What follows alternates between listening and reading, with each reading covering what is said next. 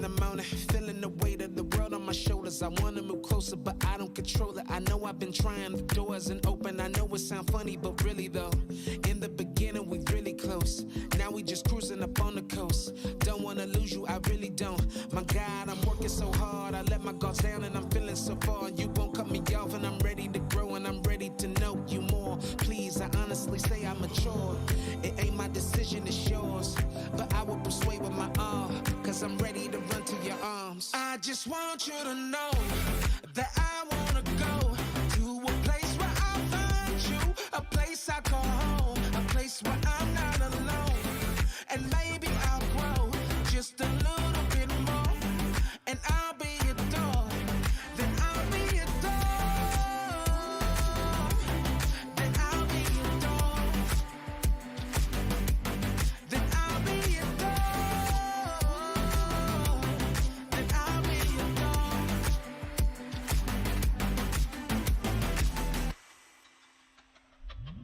I go back and forth when I feel your presence. I'm above the world, there isn't much better, but then I fall levels and levels below it. Don't know where I'm going, don't know where I'm holding. I say I gave up, but I know I didn't. It's just my frustration, I'm only human. I act like I know what I'm really doing, as long as it's you that I'm really choosing. I will never give up, no, I wanna do it your way. You're the king of the world, only wanna do what you say. I know that it's possible to give back my heart to you, do it that you choose. I just want you to know that I wanna go to a place where I find you, a place I call home, a place where I'm not alone. And maybe I'll grow just a little bit more, and I'll be adored, then I'll be adored, then I'll be adored, then I'll be adored, then I'll be adored. I know that you love me, I really do. Just wanna do right by you till it's through. Please don't ignore me, please just adore me. Wanna be closer to you. I just wanna make you happy. A shining light looking right at me. I give to you gladly, that's my reaction. I just want you to know that I wanna go to a place where I find you, a place I call home, a place where I'm not alone. And maybe I'll grow just a little bit more, and I'll be adored, then I'll be adored, then I'll be adored, then I'll be adored, then I'll be adored.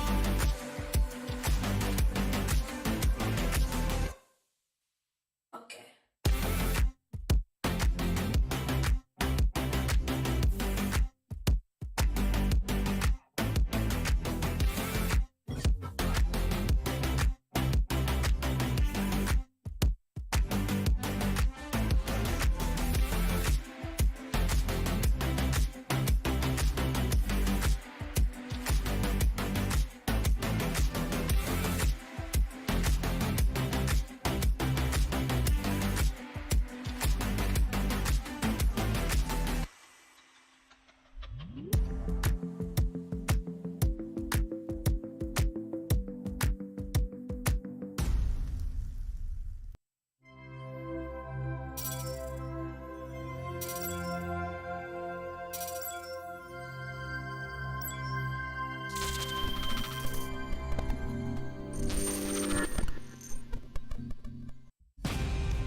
Now, from the MITM Business Consultants comes Man in the Middle, your one-stop shop for financial tips and tricks that big banks and corporate America won't teach you and don't want you to know. Discussing the latest and greatest products, services, skills, and habits to grow and support the financial needs of your business and you.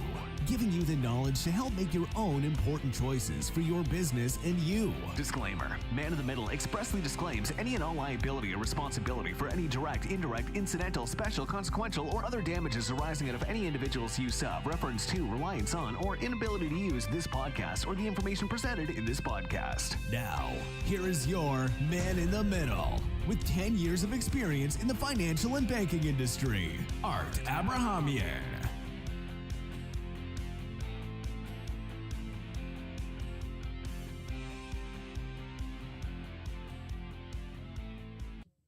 What is going on, everybody? Episode 29, Man in the Middle. I'm excited to be here with my co-host, Kendall.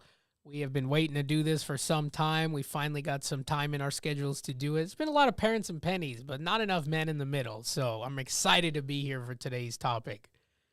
I'm excited to be back here with the man in the middle himself, Mr. Art here, and we got a great topic for you guys, man. I'm so excited to get into this. For all my entrepreneurs out there getting ready to start, or you're just starting, or you've been in it for a while, tune in to this episode because you're about to catch all kinds of shiny gems from the man in the middle himself. Right, Art? Let's do it. I don't know the topic, everybody, so we're going to find out shortly, but I'm excited to hear what the topic is. And again, for those of you who are just tuning in, I don't know the topics for that exact reason, as if you were to come to me and come get some consulting done. So, Kendall does all the prep work, knows about it. I know nothing about it. He then brings up the topic. So the questions I'm getting asked on the spot. The answers I'm given are just like if you came to me and said, hey, I have these questions for you. What should I do? These are the answers I give you on the spot. Yes, sir. And I'm so happy that I'm in this seat to be able to ask you these questions because I am your everyday working man, everybody. Your everyday working guy who one day wants to start his own business and become a multi-gazillionaire like Art. No, I'm kidding. Multi-gazillionaire. I'm kidding. Don't count his pockets, y'all. Don't count his pockets.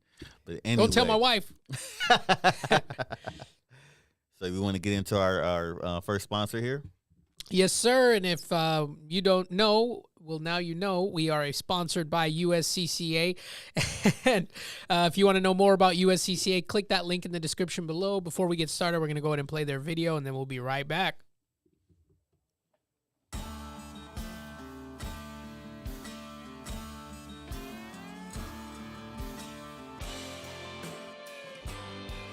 It's in our nature to protect the ones we love, to stand up to any danger, to be strong and courageous,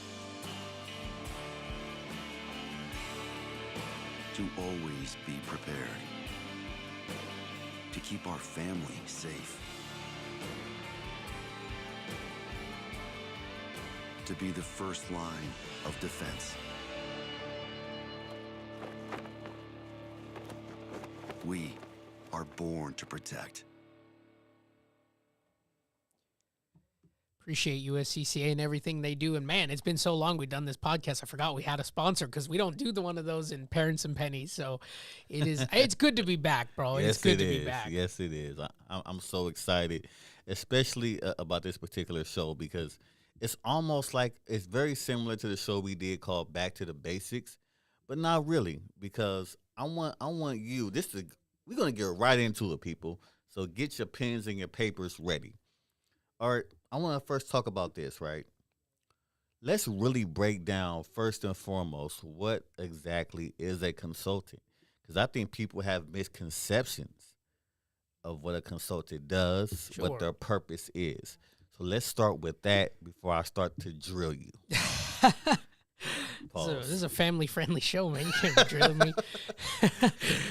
Pause. So here's the thing, right? Like that question you're asking me is fantastic. What does a consultant do? And the real question is, it depends on the consultant.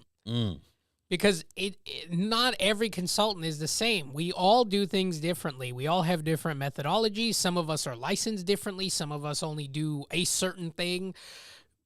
I try to encompass everything kind of a consultant. I'm not just this one-trick pony. I'd rather be a full house rather than just a two-pair. So for me, the goal and the drive is to get better at every aspect of a business so that when somebody comes to me, it's not like, well, I only encompass this small quadrant of your business, when a business encompasses so many different quadrants that require attention, focus. And what I've noticed is when you're able to take your expertise and narrow down the need for multiple people, you can give more concise advice because you're working with yourself rather than working with 10 other professionals. And there's nothing wrong with working other professionals, but I would rather work with one person I trust than 10 people because I'm going to get conflicting information, and then some of those people may not agree with each other. So it really just varies. Like, every consultant's different. I've met some consultants that only do marketing, and that's all they do. I've met some that do HR, and that's all they do. I've done them that all they do is teach you how to sell stuff. But we don't do that here. We encompass it all. We'll teach you how to market, sell, build a good team, HR, this, and the other, because I'd rather you come to a one-stop shop, and whatever we don't do, which is rare, we have hand-picked, gone through all the bad apples for you and cherry-picked all the good ones so that you know whatever team you're getting that's outside of ours is of the utmost caliber that you would expect from us. So let's say myself, I'm starting a business, and I have not started this business yet. Sure. Right?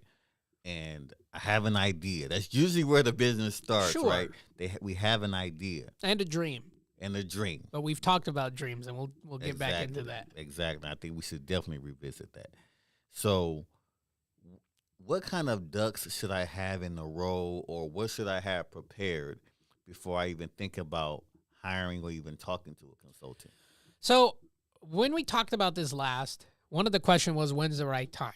And the right time is not when you're not certain about what it is you're trying to do, because this is the thing where it sounds harsh, and I say it to clients all the time, but I say it in the most honest way that I mean it. I don't want you to waste my time or your time. So if you don't even know what it is you're trying to accomplish, or you're not serious about what it is you're trying to accomplish, don't get a consultant. Now, if you're like, I'm tired, I don't want to work this job anymore, I have this potential, I have this dream, I just need somebody to help me put it all together, I don't mind taking time out of my day to help you organize your ducks. But when you say you have ducks and you come to me with chickens, and then you're trying to convince me they're ducks, they're not ducks, they're chickens. So until you realize that you don't have ducks for me to organize, it's not time. So the real thing to focus on is, don't go to a consultant if you're not serious, and don't go to a consultant if you're not going to take the advice. Because if you're going to pay, or somebody's going to give you a free consultation, you're going to spend the hour, we're going to give you good advice, we're going to tell you what you should do, and you're going to think, I think I'm going to just stick with what I'm doing, then you're wasting both our times. We're not desperate for your attention, and you're not desperate for our advice. So let's not make this awkward thing where we just spent the last hour to 2 hours trying to help you organize your ducks, and then you still think you know more than that person, when the reality is, if you knew more than that person, you wouldn't be here. And we talk about accepting humility and being humble, and that's another thing. You need to be ready to understand that you don't know it all, and that's okay. And if you're not going to come to the table with a mindset of like, I'm here to learn, and that means shutting up sometimes and just taking in what's being told and not making excuses about it, then at that point you're ready.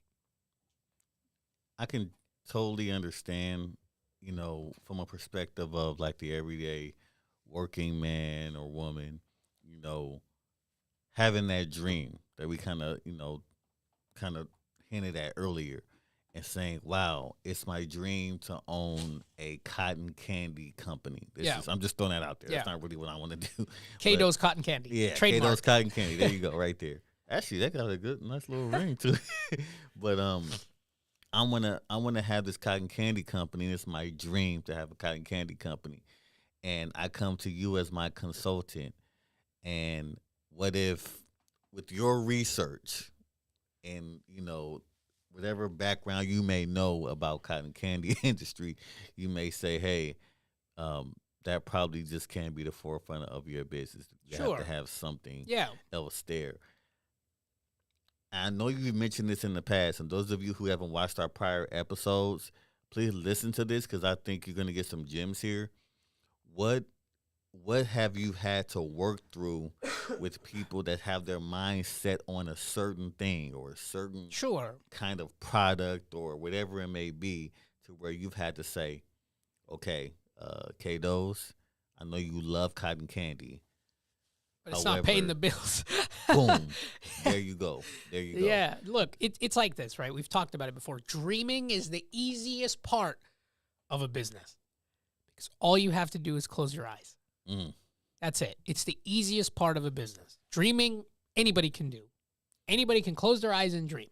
I dream I'm tall. I dream I'm this. I dream I'm that. But then when I wake up, it's not the case, right? And there's certain things I can't wish I was tall and become tall. But it's like, if I want to lose weight, I could dream about it. But when I wake up and then I go eat a burger, well, I'm not pushing my dream forefront. I'm just talking about it. And that's one of the biggest things is like, you can dream all day.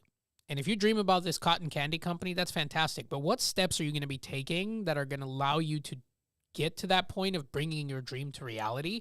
And then at what point are you going to allow yourself to understand that although this may be your dream, it needs to be tweaked a little bit? Because if you're going to be so stubborn and say cotton candy is it, and I'm telling you, brother, your sales are telling me right now that cotton candy isn't it.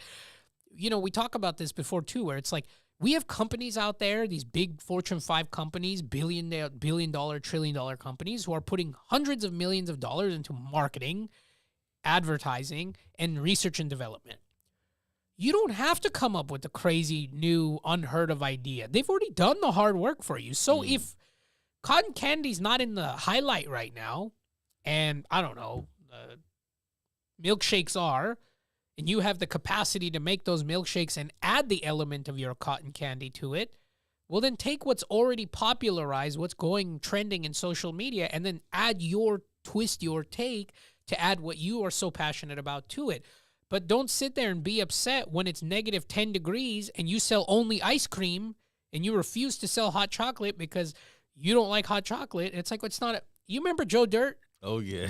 With the guy who sells the fireworks. Yeah. He goes, where are the screaming memes? Where this? Where's that? He goes, well, I don't like them. It's not about what you like. It's about the consumer. The consumer. That, even though it's a great movie, that is the epitome of how it works.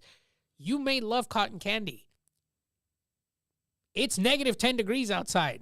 Nobody loves cotton candy at negative 10. They want some hot chocolate, Right. some pastries. You want to throw cotton candy into it or make it colorful like cotton candy, that's fine. But like, know your crowd, know where you are, understand that what you're doing right now, it has to make sense with what's popular and what needs to be, you know, and the things going on around you.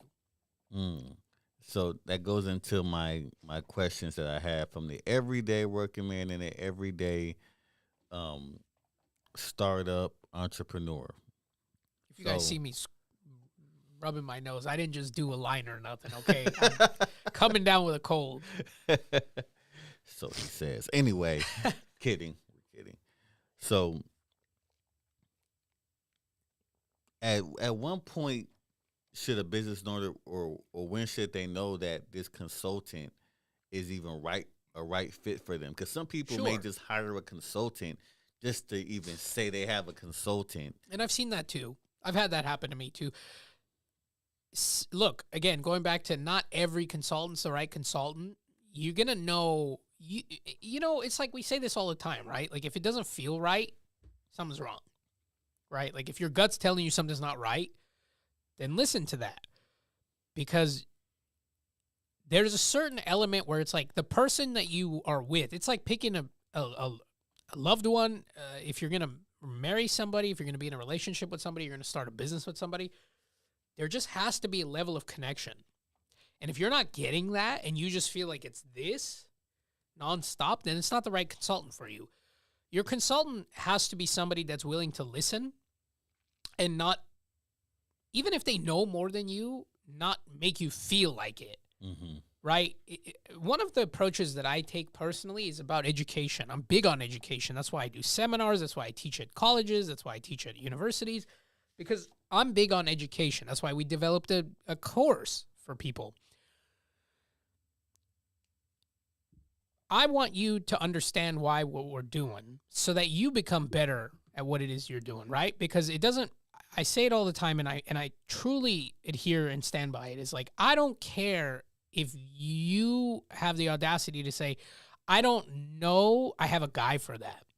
That is the worst thing I could ever hear somebody say. It's like, I want you to know. You do have a guy for that. Sure, I'm that guy. But I need you to know what's going on with your business. So when you're around other professionals, you don't look like a complete tool. Like, oh, I don't know. I just have a guy for that. It's like, okay, so how do you know your guy's not stealing from you? Do you know how many things I've caught transitioning clients from their old guy to us because they don't know they have a guy for that? And then you find out that person's actually not been working for the last year, hasn't done anything, has stolen money out of their accounts. Wow. And we just recently dealt with that, where it's like a client came over and she was like, well, this guy is like 70, 80 bucks a month. I'm like, well, I'm not 80 bucks a month. I'm like 400 or 500 for that particular service that they wanted. Well, what's the difference? And I'm like, well, the difference is you just received $7,000 in penalties because he actually hasn't been doing anything. And the money that he was taking out that he was supposed to be paying the state, he was keeping to himself. Wow.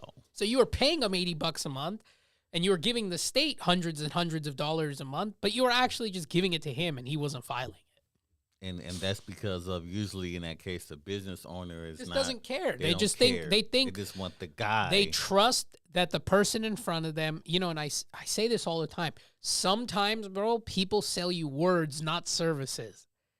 And sometimes you buy words. You're not buying quality. You're buying words. Because they make us feel good. Right. And it's like, I'll sell you words, but I'm going to sell you quality too. Because at the end of the day, those two things speak more about me than anything else. And I refuse to accept money for not quality. Like, it's not a thing. It's not in my vocabulary. Those who work with me know it. Those who work with us feel it. They all understand. You know, we talk about, like that thing there says, you'll never go broke investing in yourself, which is true. However, you'll go broke if you have the wrong team. And part of investing in yourself doesn't mean monetarily. It means time. If you're not taking time and putting time into who you allow to be on your team, who you allow to be in this circle of trust that you have, you might as well just put your business out there and just keep praying, because it's any point somebody could come in and ruin it. I've seen that. I'll tell you the craziest story I've ever had. It's back in my banker days. It was a nonprofit organization. I'm not going to say which one because there's only a few of them out here in the desert. But there was a discrepancy with the board of directors. I put $2.5 million on a hold for over a year. And I had I've talked about this story way, way, way in the past before, but it was a animal rights is all I'm going to say. It was an animal rights nonprofit. If you have Google, you can figure out the rest. But I was the main banker that had put $2 million on hold, over $2 million. And I had attorneys left and right. Board of this, we're the new board. This is the board. We're the new board. We're the new board. Bro, it was a mess. And they were finding out that they were burying animals in the facility. They were underpaying people. They were hiring illegals that they weren't paying. They were treating people. They were threatening people. Like, this chick was just going crazy. She was embezzling money from the main corporation, nonprofit organization to like funnel her lifestyle. And she was like, I'm not coming in to sign anything. So it was a mess, bro. It was a mess. I literally, I had a stack of papers like this big on my desk, and they were all from different attorney offices. I had everybody calling, yelling at me, threatening, to the point that I would pick up the phone and be like, let me guess, you're from some attorney office. You're threatening that if I do this, this or that. Bro, this money stayed on hold for over a year. And I'll never forget, the people were coming in, oh, we need you to take this money. The animals are suffering. I said, it's your problem, not my problem. I tried to resolve this amongst you guys. You guys have filed, I think in that like time span, there was over 30 documents filed with the state of California trying to argue who owned what, so much to the point that the only person on the planet who could release those holds was me. Because it got so convoluted that nobody wanted to put their name on it. Nobody wanted to touch this thing. And since I was the one who initiated the transaction, they were like, oh, people are going to lose their jobs. I'm like, I don't care. Figure it out. Either get her to come here or get the courts to do it. Bro, I can't tell you how many forensic accountants got involved, how many attorney groups got involved, how many this, how many that. It was a nightmare. It got to the point where it was like, we have $2 million just sitting in an account, and then everybody arguing and fighting over it. And it was like, and guess who was at the forefront of all the fraud? Not only was it the president, but it was a bunch of their advisors, their consultants, who were just trying to get a quick payday. So it's like, when I say that having the wrong team, having the wrong advisors, having the wrong consultants, and then you'll know when you have somebody that you should be careful of when you come to a place like this and they get defensive. That just recently happened, where a client was like, we've been working with the same guy for 20 years. We want to use you, but we only want to split the services. I said, I don't really care. If you want to split the services, split the services. It's no big deal for me. Oh, I checked in with him. I said, what's going on? Oh, nothing. He's being very weird about it. He either wants it all or none. I'm like, why would that make a difference? And I goes, because he doesn't want somebody to see what he's doing. There's discrepancy somewhere. Right. There's a discrepancy somewhere. But they were like, well, I don't know. We've had him for so long. He's like family. I'm like, cool, dude. Then just stick with him. Because if you don't care, if your livelihood is your business and a guy you go to who's doing the bare minimum, acknowledges he's doing the bare minimum, you want more, you've always felt like you deserve more, and you bring it up to him saying, hey, we're thinking about working with this group and you can still have this. And he says, no, I need it all. Why do you need it all, bro? Whose business is it? Whose business is it? And then threatening them like our relationship, blah, blah, blah. How can you guys do this? Why would you want somebody else? This and that. And they're like, it's not we want somebody else. You're not doing these things. So we're just going to get the guy who does. You can keep all the other stuff. He's like, no, I need it all so he doesn't mess it up. And I talked to them. I said, why would what we do mess each other up? He's got his court. I've got my court. They don't mess with each other at all. And I said, it sounds to me like there's something he doesn't want me to see. And then if I see it, you'll see it, and he doesn't want you to see it as the end goal. There you go. So we'll see what happens with that client. And I think I got them for January because that sounded the alarms. And I said, there you go. You know, you thought because you've had a relationship, this person's doing the right thing, but it's not. That I've seen in like life insurance policies where they're like, oh, my dad's best friend got me the policy and this, that, and then it doesn't pay anything. You're like, for the last 30 years, you've been screwed by your dad's best friend. It can be your family. It could be your best friend. It's usually those people. It usually is your family and your best friend. Because you usually, like, you have a trust for them already. So it's like, oh, if my boy Alan here is going to put me in this life insurance policy, I don't even have to read everything. It's Alan. Yeah. He's going to make sure I'm taken care of. You would think that. But unfortunately, it's 9 out of 10 times. I have a very good friend, somebody I love and cherish dearly. And I won't say his name, but he knows who he is. And he allows people to come into his life. He's found his religion again, and he tries to walk a good path of God. And unfortunately, he allows people in his life who don't need to be in his life. And we came across a couple scammers that came into his life, and they even got me for one of the deals that we had worked on. This chick just walked away with, like, owed me 5Gs, 4Gs, and didn't pay. Anyways, he had done an insurance policy with them. And it was something that involved like world banking. So world banking in a life insurance policy is like where they put most of the premium towards banking so that you get more dividends and yield. Mm-hmm. She put like 90% of the policy towards the premium. And he lost $50,000 in less than a year because of that. Because when she put all the money towards the premium, insurance agents make money off the premiums. Mm-hmm. Not the dividends, not the interest. Financial advisors are the ones that make yields off dividends that you receive because they get a percentage of whatever you make. They'll usually between the 1 and 2, 3 at the most is crazy, but 1% usually. Well, this guy bought $100,000 policy for world banking on his life insurance policy, and the chick that we're talking about, who we've reported, and I think they took her license away, which is great. And then not only that, but after she screwed me, you know what I did to give back? I bought their company domain name. I bought their last name. I bought everything, and I made it, reroute to my website. Start calling you Art Petty. Hey, bro. It is what it is. I can't show up at the door with Gino and his cousin Tony anymore. I got too much to lose. But It's just one of those things where it's like they sold words, they trusted each other, and $50,000 was lost in less than a year. Because this chick decided that policy premium was more important than what the client needed. We got Kevin in the chat. What's up, Kevin? How are you, brother? Pools Inc., everybody. If you need your pools done, you want some construction done on them, contract work, Pools Inc. is the one to get to. So I kind of want to rewind a little bit and kind of go back because we kind of talked about this before we started the show, and I really think this is a good time to bring this up. The misconceptions of even starting a business.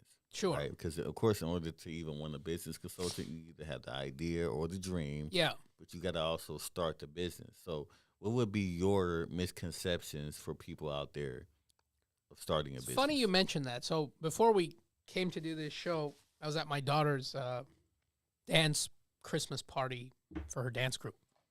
I was talking to some of the dads. And one of the dads was like, hey, Art, I've been thinking about this business. I really want to do it, but, it's just too expensive. And I said, who told you that? Part of the misconceptions is ourselves, is we allow ourselves to think that it's not attainable for us because it's so expensive, it's so this, it's so that. And that's not always the case. I think a lot of the time what stops a person from starting a business is themselves. Because they think that they have to quit their job today to start their business tomorrow. They think that there is no other alternative. They have to get a business loan. He's like, oh, well, I'm going to have to get a business loan. I'm like, for what? We don't even have a business plan. You're already talking about getting a business loan. You might not even need a loan. We don't, you know what I mean? Like, people put these things in their head and it stops them. And we're our worst enemy. At the end of the day, we are our worst enemy, and we allow ourselves to think that a business is not possible for us because we don't have millions of dollars. We don't have all the resources. We don't have a million people at our corner. And it's like, dude, sometimes it's just not that complicated, and we overcomplicate it, and it then makes us scared to make that move. And I told him, I said, you don't need a business loan. You don't need any of that. I said, what you need is an hour of free time to come get a consult. That's what you need, an hour of free time to come and get a consultation. And I'll work through all that and explain and show you how what you think you need isn't what you actually need. What you think you need is, down the road, you'll need some equipment, but we don't even know what you want to do yet. He's over here telling me, well, I think I want to do electrical, but I also think I want to do building cars, like custom cars. And I'm like, well, those two things are not exclusive to each other. So we don't even, like, you have one spectrum and we have another spectrum. And you don't even know where you want to be. Well, I'm passionate about cars, but I feel like electrical's more money. It's okay. What do you want to do every day? Well, I don't want to do electrical. Cool. So then we've already solved that problem. So what's the next issue? Well, I don't think I have the money. Why do you think you don't have the money? I don't know. Cool. Then don't think. If you don't know, don't think. Just don't know. Write it down. Come to me with the questions, and I'll tell you why. But I don't need you to give yourself such bad advice that you don't even want to come talk because I can't do it. Nope, can't do it. Why not? I don't know. Just can't do it. So I'm not going to waste my time. I won't waste his time. It's like, you didn't even give yourself a chance. I want to put myself out there right now. Do you know how many times I've sat down and talked myself out of something? Yeah. So many things. And then let me tell you all what really hurts when that very thing that you're thinking about, don't think there's not anybody else in the world thinking that same thing. And I'm never going to forget, I had an idea about doing something. This is when I was really in the hip-hop world, hip-hop media. And I had this idea, and I was like, well, no, I don't have this. I don't have that. And I don't have this. I don't have an area. I don't have a space. About 2 years later, I see this guy. He's in like a rinky-dink room, no microphone, and this dude blows up just from talking into a phone. Yep. Doing the same thing that I had an idea to do, and now he's doing. This dude is making great money. He's on YouTube. He's everywhere now. And he hasn't even upgraded. He's just still in that dinky room, still in the phone. That's still it. Doing it. That's what I'm saying. And I said to myself, if I would have done that, that could possibly have been me. And the only difference between you and him is that he just said, screw it. What's the worst that could happen? It doesn't work. Okay. Exactly. There is always growth. And I mean, look at our podcast. This thing has gone through how many hosts, how many locations, how many inconsistencies. And it's like, we don't quit. Yeah, there's delays, there's this, there's that, but we still push forward. And I hope no more hosts. I hope this is where it goes. But it's like, I can't sit there and be like, oh, well, it just didn't happen. Well, if it didn't happen, we're just going to keep going. If it ends up, it's just, you cannot talk yourself out of stuff because you're always going to talk yourself. There's that part in our brain that always says, don't jump. There's that part in our brain that always says, don't jump. But the problem is we didn't even look to see how far the fall was. Okay, I jump, I fall, but it's only 2 feet. Yeah. I'm not going to die.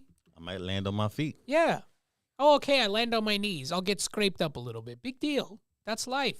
You gotta work towards something. You know, this every company has its beginnings, bro. Amazon started on a couch. Elon Musk and his brother literally gave up their apartment and was living in their office on couches. And they're the richest people in the world, and they weren't 19 when they did this. They're in their mid-30s, bro. It's like you sitting there and thinking, oh, it's too late for me. It's never too late. You just doing that thing, oh, it's too late for me. Okay, cool. Why? Well, I'm old. Okay, so is Warren Buffett. Warren Buffett's still old as hell, and he's still doing his thing. He didn't just go, I'm old, I'm done.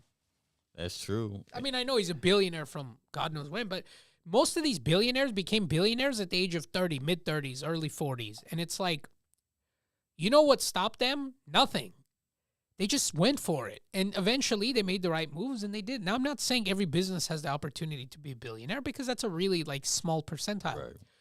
But being 10 steps ahead of where you were is still progress. And if you continue that path, then when you look back, you'll not be 10 steps ahead. You'll be 20 steps ahead. And when you look back, you're 30 steps ahead. It's just taking small changes daily. Much love. You're the best. You know what I noticed, too, about those billionaires that you just spoke of, or millionaires, or whoever?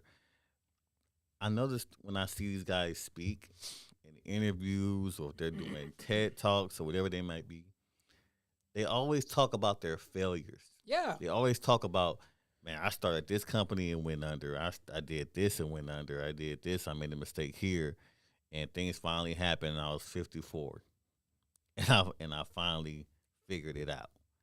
So it goes to show you that the age really doesn't matter. No, it's about not giving up. And your keep going. failures matter in a good way. It matters in the way that you make it. Like, I've seen people go bankrupt. I've seen people lose everything and walk out a better person because of it, even as weird as it sounds. Just because you lost it all doesn't mean the one thing you didn't lose was the experience. The one thing you didn't lose was the lesson. The one thing you didn't lose was the wisdom. I've seen business owners screw each other. I told you, I don't know if I ever told you about that. There was one time I had this Albanian guy come into my office, and this is when I was working at the bank. And this was a wild story. And this one Canadian guy and this Albanian guy were business partners, and one of my clients, who was the attorney, is literally in the middle of them. Bro, when I say I could cut the tension in this room with a butter knife, I'm not joking. It was like the craziest moment. And they're talking all kinds of smack to each other in like this passive-aggressive way. Pretty much they walk out, and I tell the Canadian guy, and I go, dude, or I tell the Albanian guy, what's going on? And he tells that guy, he goes, go get a cashier's check for $100K and get the hell out of here. So I asked this dude, the Albanian guy who stayed quiet, and I said, hey, man, what's going on? And he goes, oh, he's screwing me out of this business. Okay? I want you to remember what he said. He's screwing me out of this business. Okay. I said, yeah. And I feel bad for him. I said, yeah, he seems like a prick, blah, blah, blah. I don't know why he was being so smug about it. That's my first mistake. I was young when this happened, but that was my first mistake, is I took somebody's word without knowing the situation. Okay? And I made a preconceived judgment of the Canadian guy when the Albanian guy's telling me he's screwing me out of my business. I go, wow, man. And then the advice I gave him was this.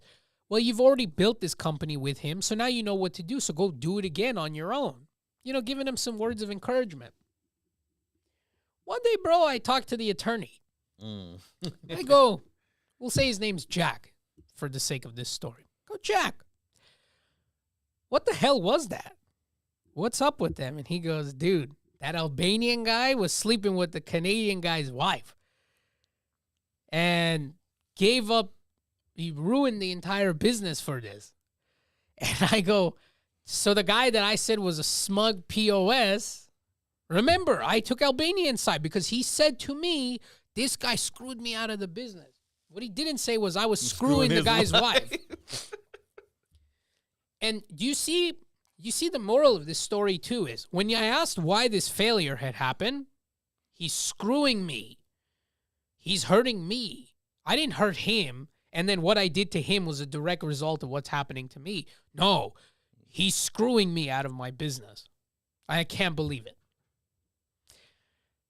One of the biggest things that you're going to have to realize, and this story gets way crazier, but one of the things you have to realize is that if you're going to lie to yourself so that you can lie to others in their face as a man or woman or whatever you are in between, and you're going to look me in the face and you're going to say, this guy's screwing me without taking any sort of accountability by saying, I fucked up. Pardon my French. I threw it all away because of his wife. I could have had any girl with all this money we were making, and I chose his wife of all people. You had to have her. But you had to have her. And I threw it all away for this business. No, it's, he's screwing me. So anyways, that dude's wife ends up coming, yelling up a storm. Where's this guy? He said this about my husband, how he's a smug.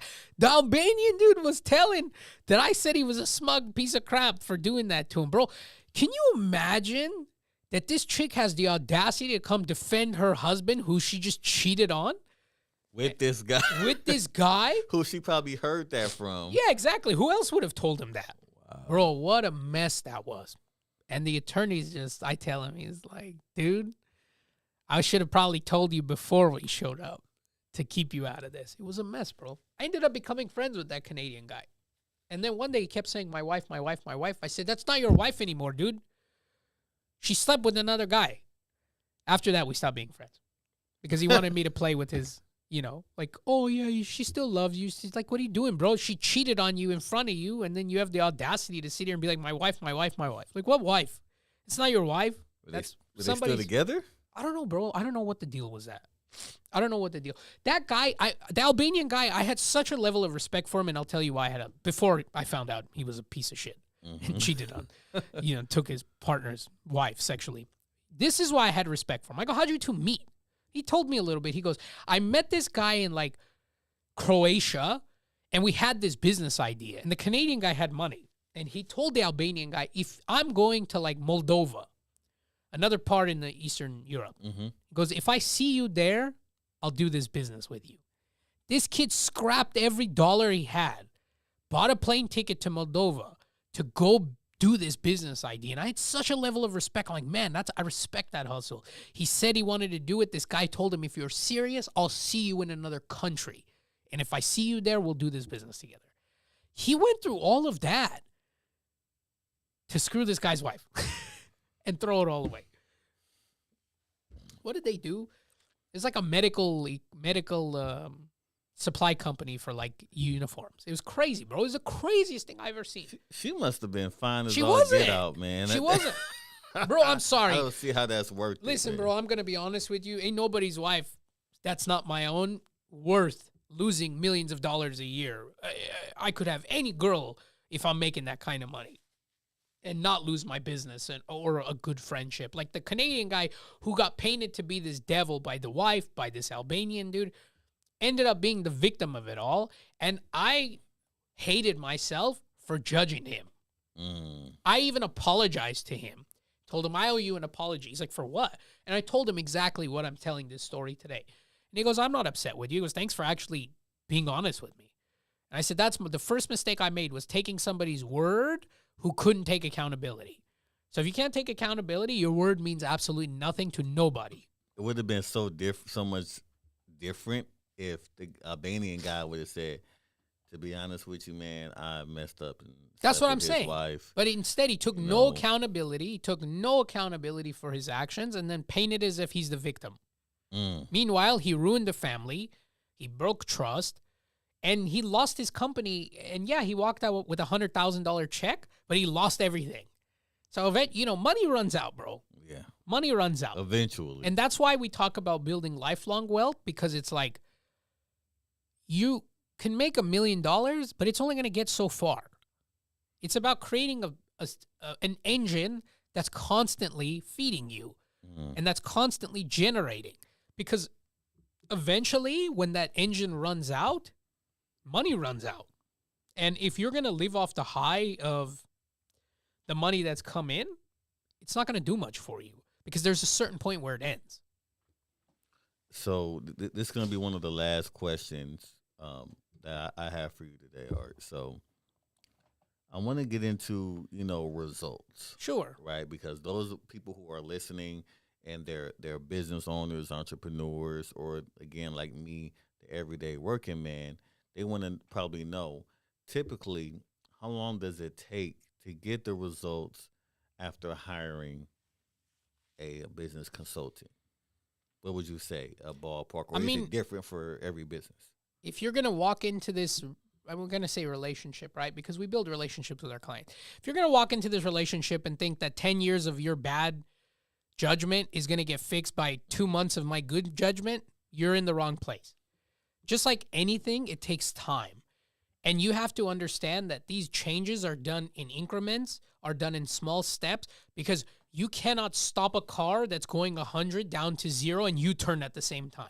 It just doesn't work like that. That's how you flip a car, is making a fast maneuver at a rate of speed and then jerking the wheel, right? So it could take months, it could take years, it could take weeks, it could take days.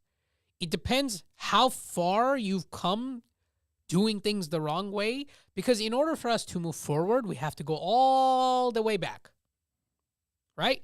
We have to go all the way back to figure out what you've done wrong and how we can fix it. And sometimes, bro, there's no fixing it. Sometimes you've dug so deep into the hole that even a ladder isn't enough to get you out of there. So we just got to start digging a new hole to try to pull you out of that hole. Where it's like, I'm proud to say that I have never sold the expectation when meeting new clients and potential clients that like we can solve all your problems within a week, because it's unrealistic. And that goes back to the relationship that you have with your consultant or whomever you choose to do work with. What sounds realistic? Oh yeah, I can give you the world in a week. It's like, I can't do that, because my world revolves around the world that you created, and the world you created might be a mess. And if you expect me to just fix all your problems without acknowledging your problems, without working on your problems, because the root cause of the problems are the owner. And if I can't get you to acknowledge that you're the problem and you're not willing to work on that thing, I can't fix your business, because you're the reason your business is where it is. And if you're not willing to change anything about yourselves, or be willing to absorb information, or grow, or look optimistically in a different light, or try to do things differently, it's not everything's a success, right? Some of the stuff we tell you to do, it may not work. But sometimes we know it's not going to work. We tell you it's not going to work, but we want you to walk the path, because you're going to learn valuable lessons along the way that we're trying to expedite so we can continue to steer this thing in the right direction. Absolutely. And, as we conclude this show, first of all, everyone out there watching, first, thank you for watching. And I encourage you, if you guys have if you ever had a business consultant, comment down below, share some stories, whether if it's a good situation you've had or a bad situation. Definitely share that, because we want to get the engagement up. Make sure you guys also hit that like button. When you get in here, hit that like button before you leave, after you watch the video, and comment down below about any experiences you've had with consultants. And if you need any consultant, we have the man in the middle right here, which is Art, who will be happy to help you guys with any consulting questions. Okay, we covered a lot of things today. Art dropped some gems today, and thank you, Art, Thank for you, that, brother. my man. We covered the misconceptions of starting a business. We covered when and why you should hire a consultant, and really what a consultant is and what they do. So before we get out of here, Art, man, anything you want to drop on the people before we get out? No, man, I'm just glad to be back on Man in the Middle. And for those of you who are not aware, we have a Discord for everybody. So click on that link in the description below. Click that Discord link right now. It's not hidden behind a paywall. We want all our early access members to be part of that community. We built that community. It took us a very long time. We put a lot of money into it. And it's going to ask you, where are you coming from? Man in the Middle, Parents and Pennies. And whatever you select is going to be the category that you get put into with all your other peers, where you guys talk about these things. And we have Pools Inc. We have Kevin in there. He's dropping cool photos of this new trailer that he bought, because he just got his construction license for pool deck cleaning, because he's a licensed contractor, but he added to his licensing. And dude, he just built this badass rig where it's like a lot of you can advertise and market and get to know each other and share your frustrations. And like I said, there's no wrong way to own a business. Though that's not true. There's a wrong way to own the business, but there's no wrong way to engage with your peers as long as you keep it respectful and you're always open to communication, right? I want to thank you. It's good to see you again. I'm glad we're back to it. And for those of you watching, we hope to see you on the next one. I want to thank you, SCCA, for being a sponsor. And I can't think of anything else at this point. Yes, sir. So people, again, make sure you subscribe down below. Hit those comments. We will respond. Hit that like button. And we appreciate you guys. Man in the Middle, episode 29 is in the books. And we are out. That's it. Peace out to everybody. Laters.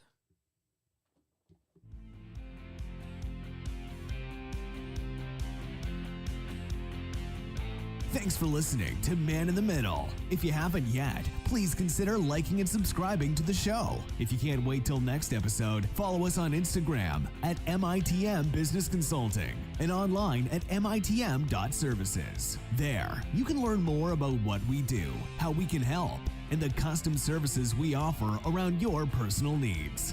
Until next time, if you'd like to choose the topic we discuss and receive additional services, consider joining our membership program at mitm.services. Disclaimer. Man in the Middle expressly disclaims any and all liability or responsibility for any direct, indirect, incidental, special, consequential, or other damages arising out of any individual's use of, reference to, reliance on, or inability to use this podcast or the information presented in this podcast. We look forward to you tuning in next time.